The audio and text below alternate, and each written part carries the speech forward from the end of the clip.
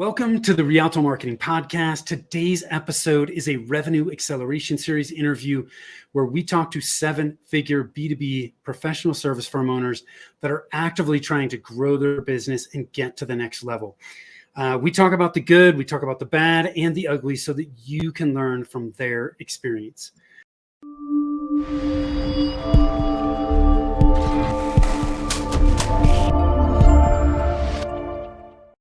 Hi, I am Tim Fitzpatrick with Rialto Marketing, where we believe marketing shouldn't be difficult and you must remove your revenue roadblock to accelerate revenue growth. I want to thank you so much for taking the time to tune in. I am really excited to have with me Luis Alvarez from Alvarez Technology Group. Luis, thanks for taking the time, and I'm excited to do this today. Yeah, it's a pleasure to be here. I'm always keen to share any good experiences or bad experiences that I can help make our community better. Well, if you've been in business for any length of time, we all have plenty of those to share. So I appreciate you doing that, because if we can help shorten the path for people, I'd love to be able to do that. So to get things started, I want to ask you a few rapid fire questions. You ready to jump in with both feet? Sure. Okay. Very quickly, what do you do and how long have you been doing it? We are a managed security services provider. That piece of it we've been doing for about 4 years. We've been an MSP for close to 13 years. We were an early adopter of the flat fee for service model, and it's paid off well for us over the last 13, 14 years. Cool. And for those that don't know, MSP, managed service provider. Yes? Correct. Yeah. Cool. So in those 13 years, what's the most important lesson you've learned? The most important lesson is don't rest on your laurels. The world, especially in technology that we're in, changes pretty much on a daily basis. You wake up to new things.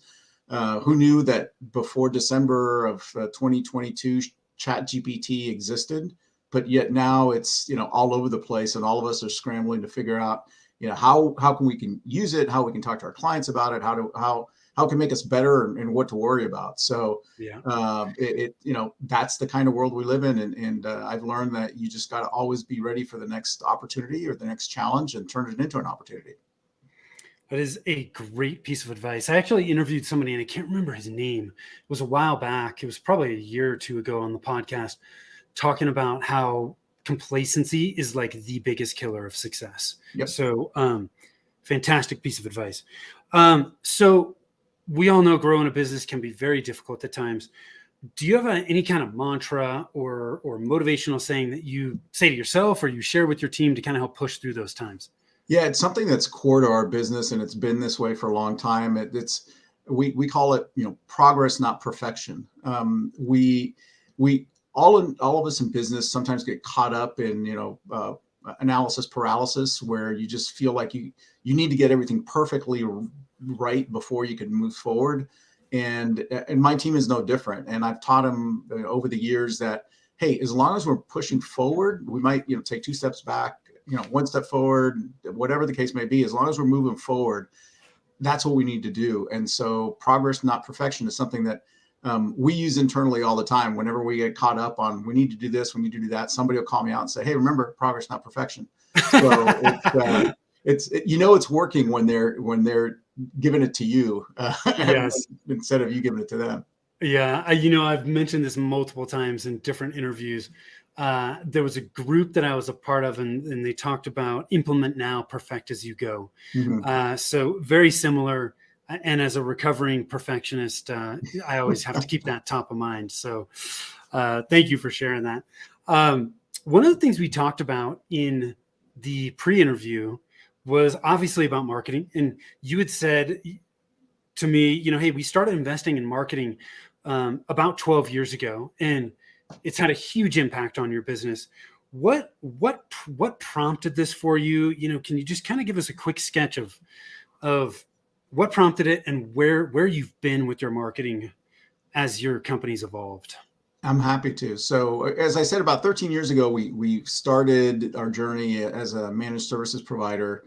And that meant leaving behind our traditional kind of break fix, time and materials, project-based business, and actually investing in tools and applications that could help our clients manage their systems more efficiently and help us do it more efficiently so that we weren't losing money. And we were growing organically, word of mouth, but we had made this investment in people and in products and in services, and we knew that we needed to get a return on that. And that just, waiting for somebody to call us because they got referred to us wasn't going to cut it. And so we started, we started making investments in marketing, which is something that we hadn't done actively. We'd use a lot of free marketing resources, like a lot of business people do. You send a press release to the chamber newsletter or the local paper, and you hope they put it in there.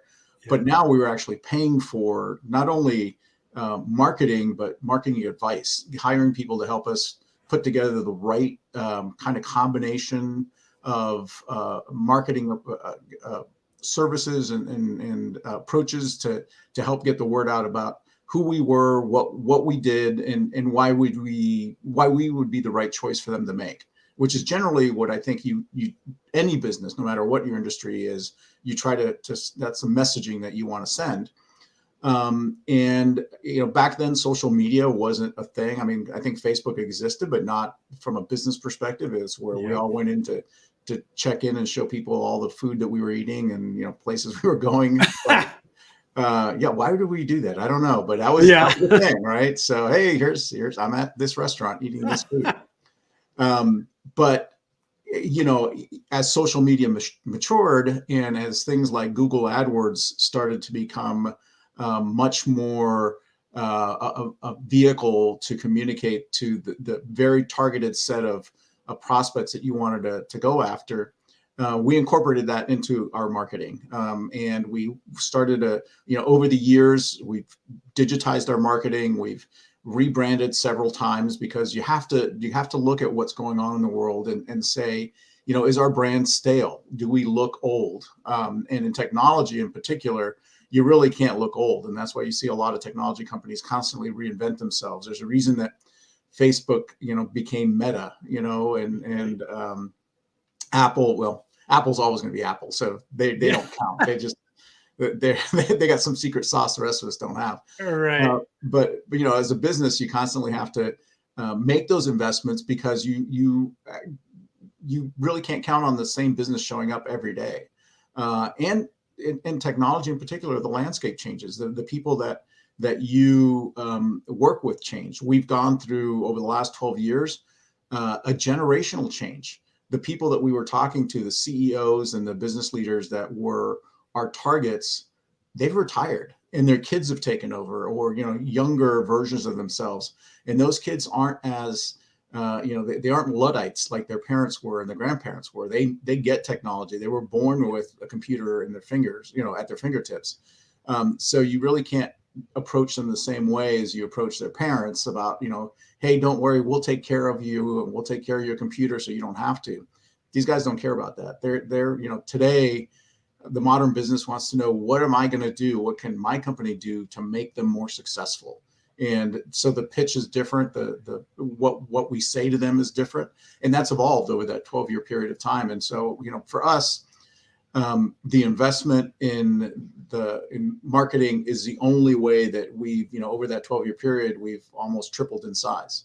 It's because, we've been able to bring in new clients and expand our reach to the point where we have a really strong brand and brand awareness in geographically where we're located, but even as far away as other nearby states, we get a lot of interest from people, not just down the street, but all over the country.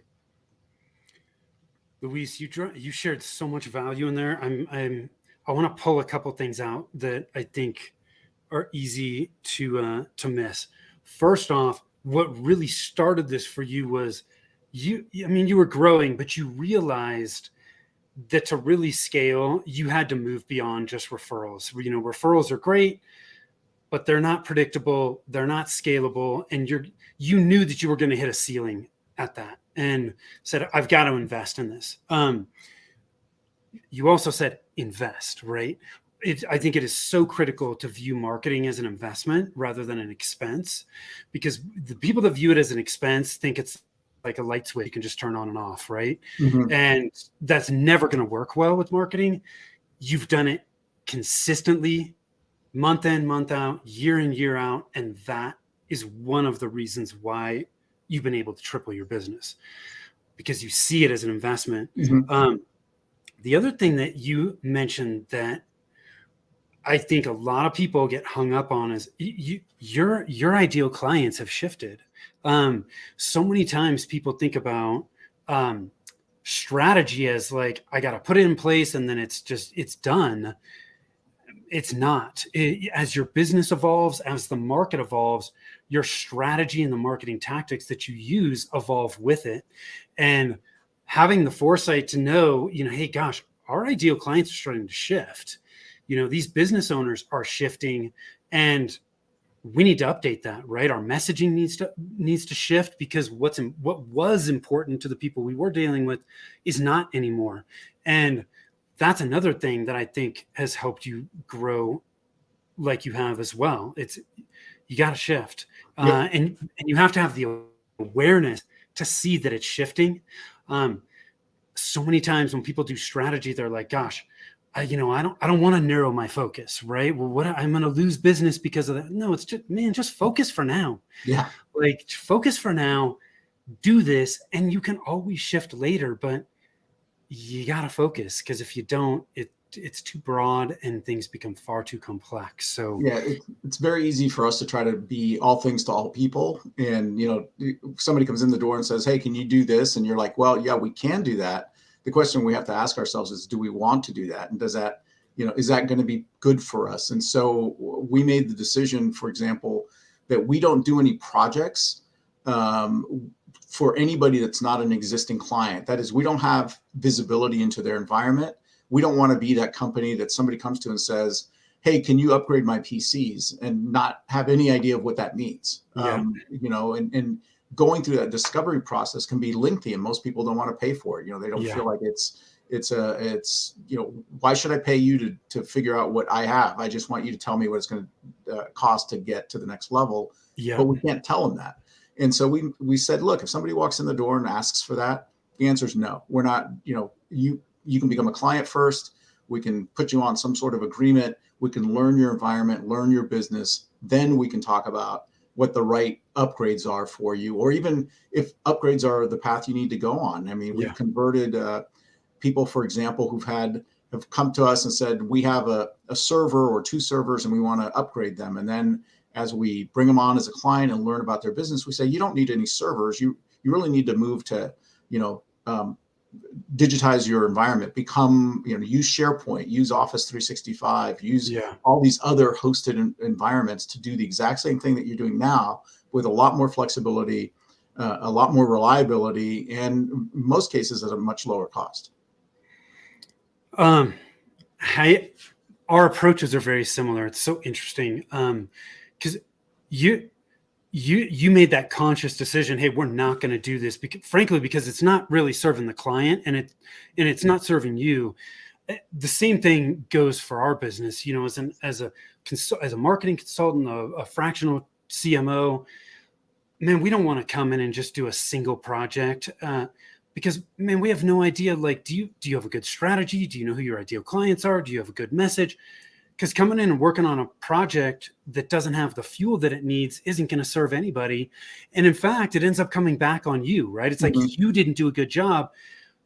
Well, you inherited somebody else's mess. Yep. So I love the fact that you made that conscious decision, just said, hey, no, if it's not a good fit for us, it's not a good fit. And that's okay. It's okay to say no. Yep. A lot It's of times, absolutely okay to say a no. lot of times when we say no, we don't realize how much we're helping ourselves and the client. So the managed service provider space, like a number of spaces, super competitive. Mm-hmm. There are a lot of players in the space. There's also not a lot of differentiation in the space. What do you think sets your company apart? That's a great question, and one that we struggled with for a long time because, like you said, I mean, nobody's going to say, "Hey, I offer mediocre Yeah. services." I'm like, I'm not great.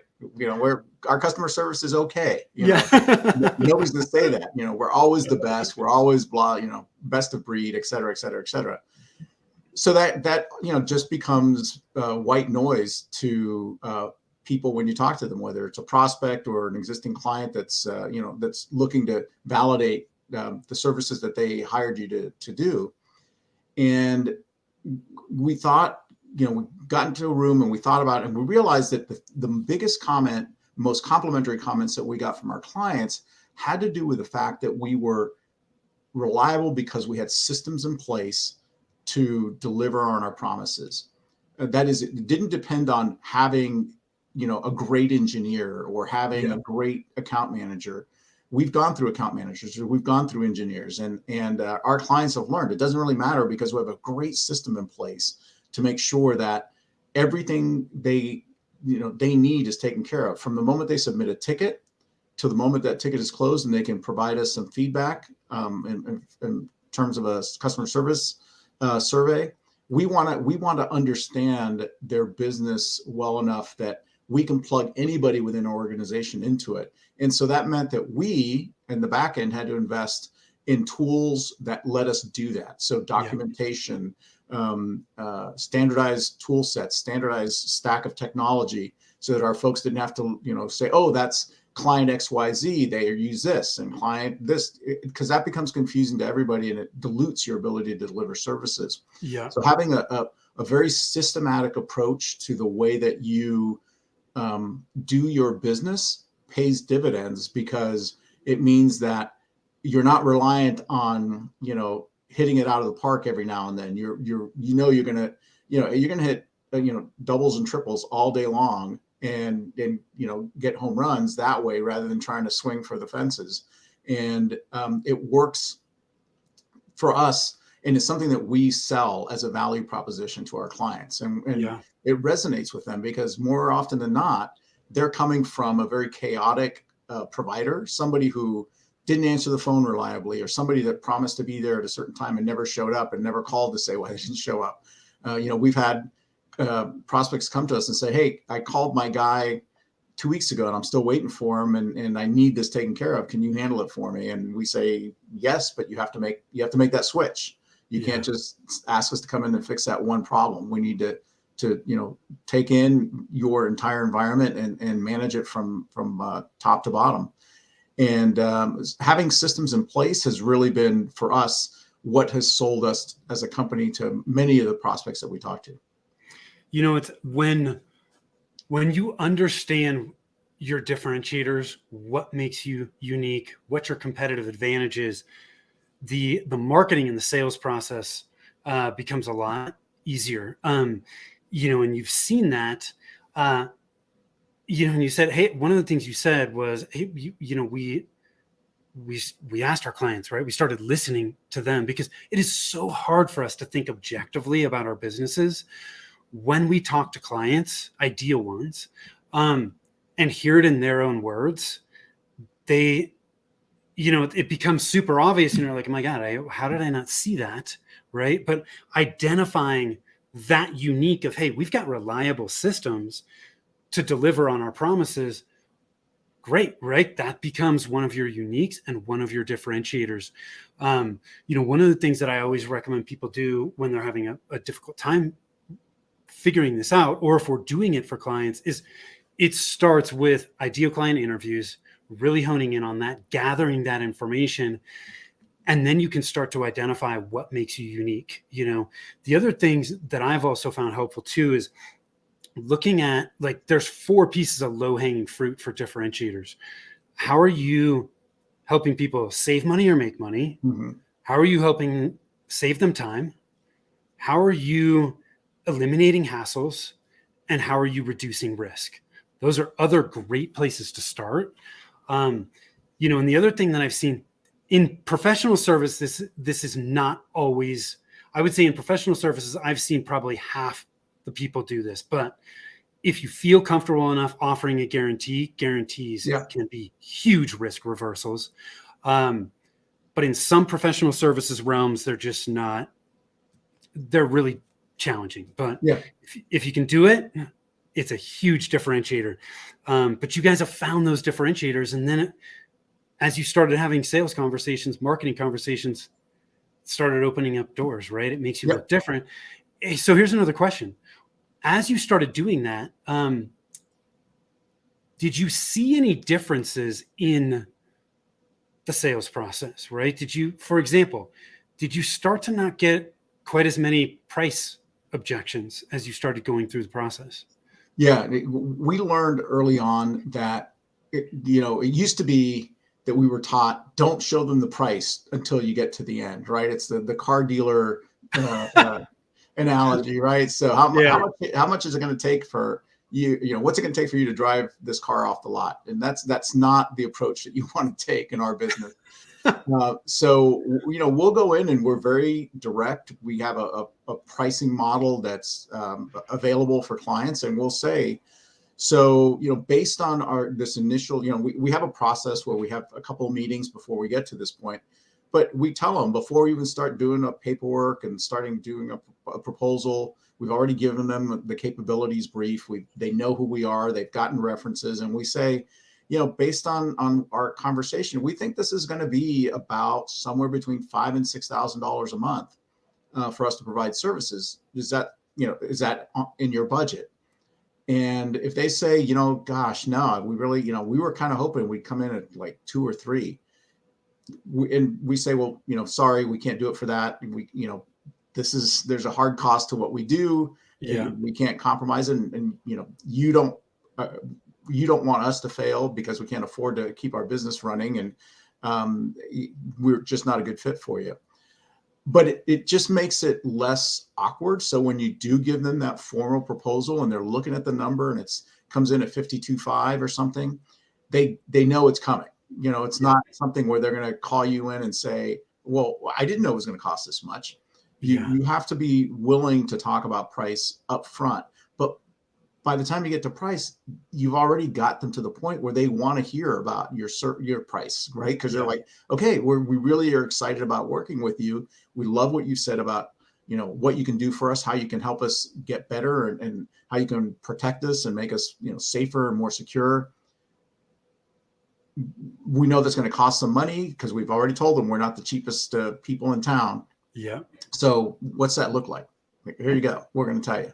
And we have a formula that explains why that is. And it's not something that we just kind of pluck out of thin air. You have this number of people, there's many locations. This is what that looks like. Yeah. When you go to proposal, price should never be a surprise at that point. Absolutely.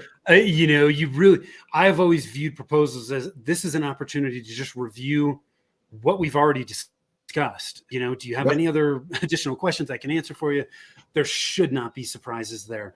I love that. Thank you for sharing that.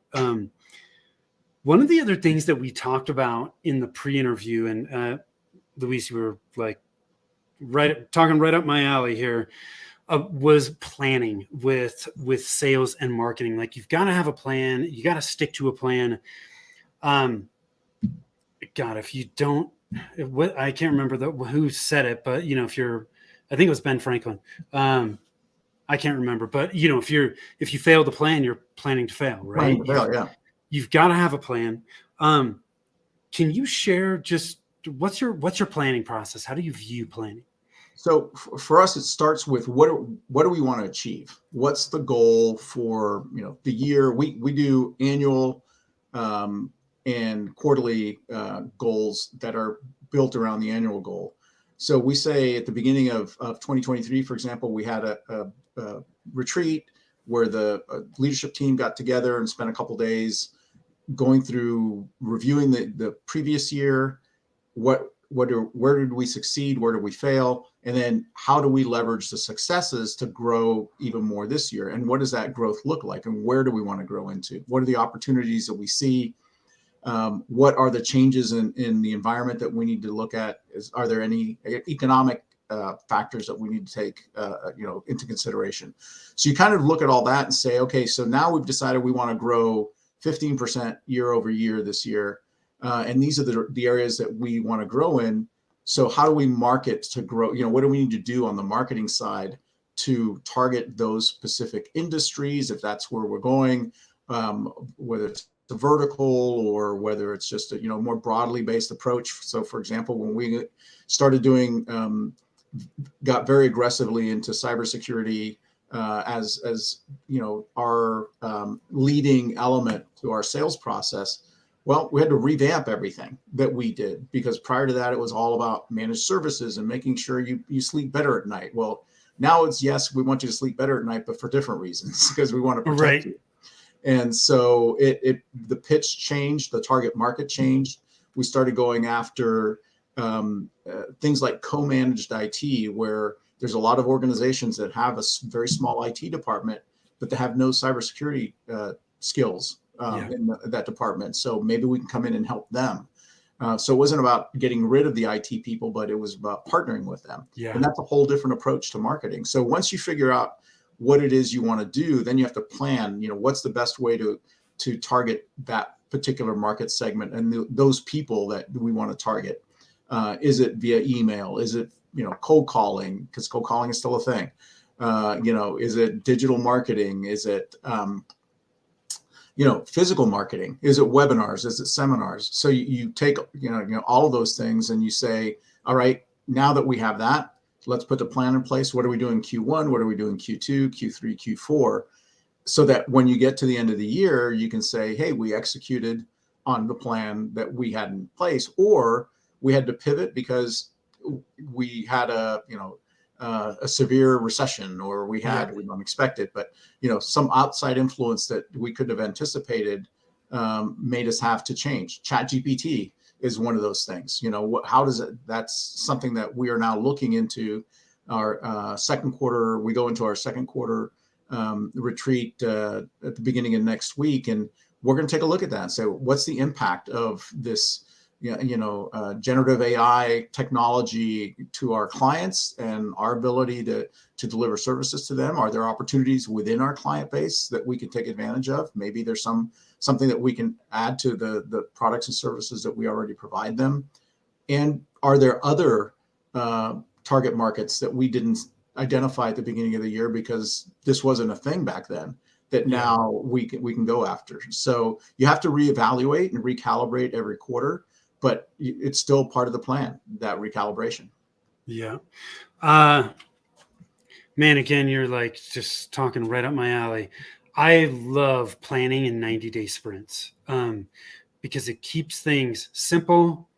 It's long enough to start seeing traction, but it's also short enough where you get the data, you make course corrections, and you just wash, rinse, repeat. Mm-hmm. So I love that. Thank you for sharing that. What do you see as the biggest challenge to your company's growth at this point?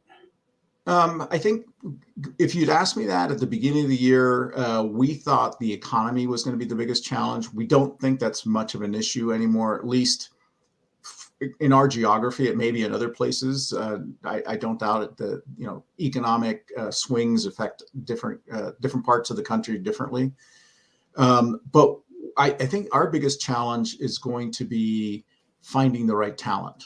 That continues to be a challenge. It's always a trade-off between growth and talent acquisition, because you don't want to grow too fast that your existing clients start to feel the pain of your growth, right? Where they're like, well, why can't you take your service delivery times have gone down. Why can't you take care of me like you did last year? It seems like you guys are stretched thin.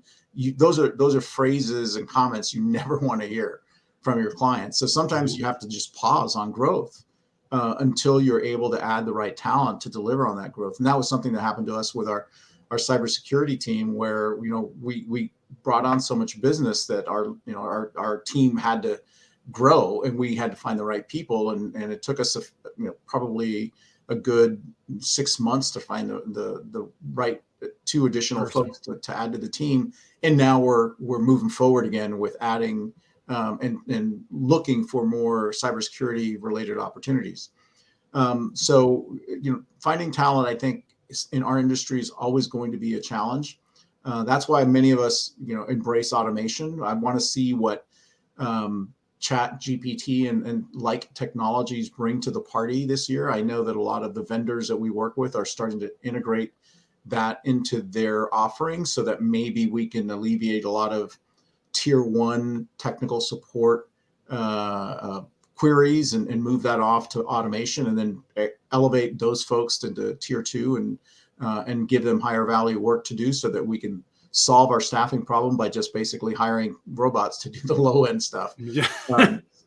But we'll see. We've had this promise of AI solving that tier one support issue for a number of years, and we haven't gotten there, but maybe we finally are going to get there. Yeah, it's going to be interesting to see how it all unfolds, right? It's still incredibly new. And I think it's difficult for us to really see exactly where it's going to take us, but I think there's a lot of opportunity. So it'll be interesting to see. What's been the biggest driver of your growth and success, would you say? I think the biggest driver of our success has been our ability to look into the future and anticipate what that future looks like. So, like I said at the beginning, we were early adopters of the managed services provider model, which a lot of my peers, shied away from because they really were scared of this concept of how do I price it so that I don't lose money? How do I know my clients aren't going to overuse my services? And I just, I'm going to lose my shirt on this. And we took very deliberate steps to make sure that didn't happen to us. We didn't do it wholesale, but when we got to the point that we had figured out our pricing model and it was working for us, then we made that switch because we realized that was what customers wanted. They didn't want the unanticipated cost every month of how much did I spend on IT. They wanted to know if I hire people, I know exactly what my budget is. If I hire a company, I need to know what my budget is. And so that's what managed services did for us. And it really spurred a lot of growth because that was attractive to the market. Then we, moved quickly into cloud when we saw that it was really something that was going to be a game changer. A lot of my peers said, nope, I'm never going to let go. They were like, my servers stay with me. I'm never going to let go of them. And I said, hey, dude, you got to be ready because, Office 365 is for real and it's going to take off. Yeah. Then same thing with security services. And now I think that AI is something that we are going to really be investing in and learning more about more about how it can help our clients and how we can leverage that to grow our business, but always keeping yourself open to change. One of our core values is embrace and drive change. And we chose those words deliberately because we want everybody in our team to know that it's not just about wanting to embrace change, but it's also pushing change, driving change, internally in our company, as well as to our clients, and being able to explain to them and educate them why that change is important and it's going to make them better.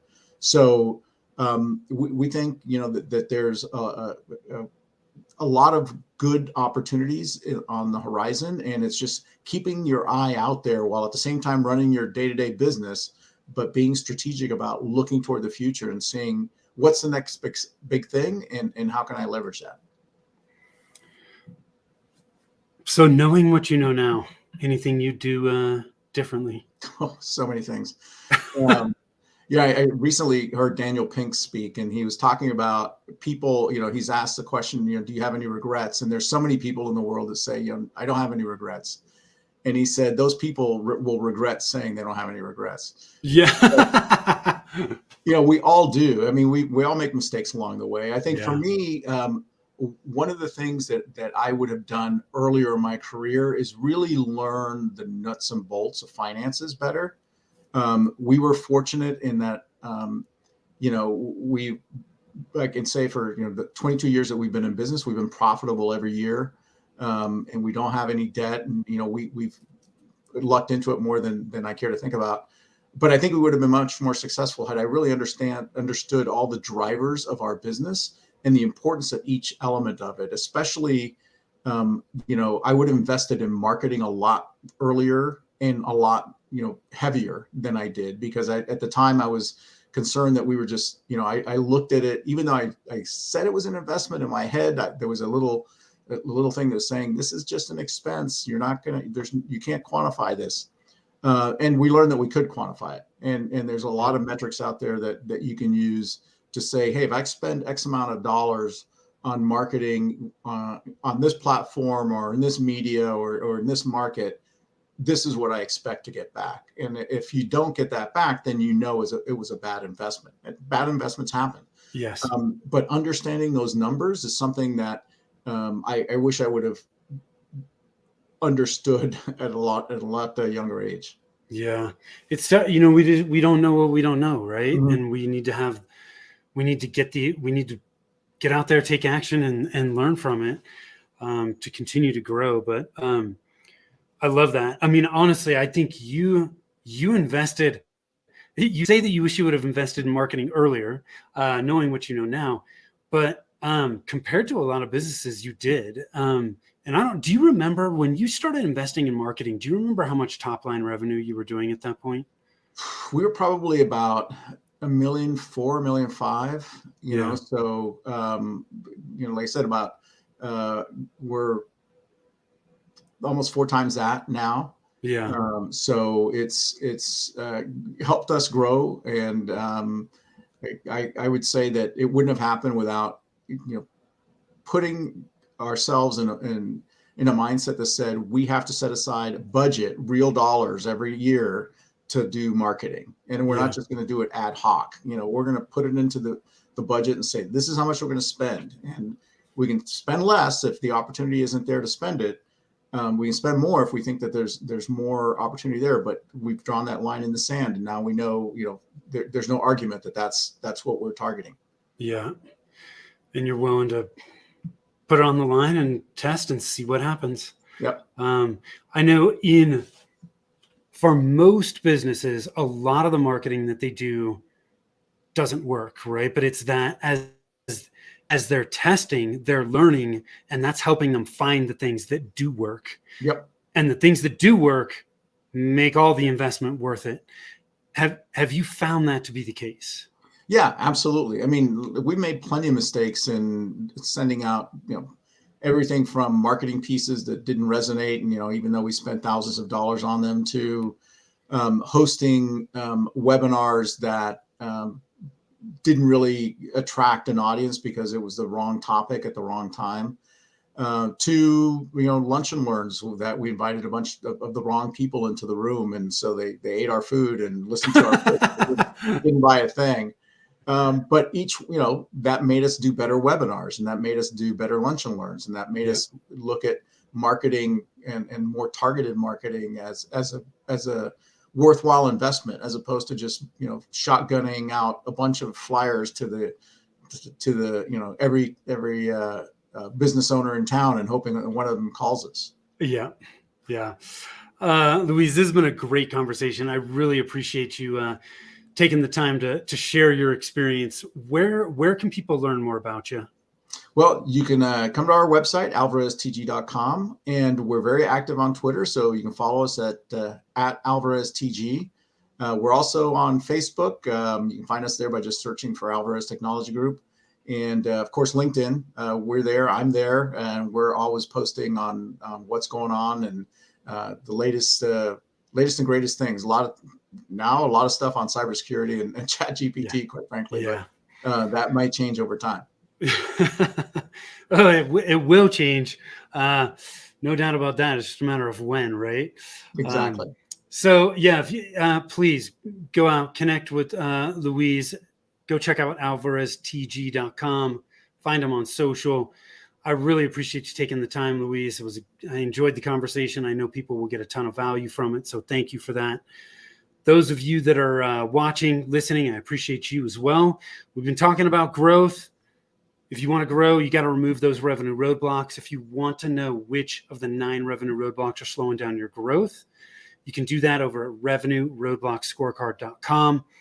You can also always connect with us over on our website at rialtomarketing.com. So thank you again. Till next time, take care. Take care.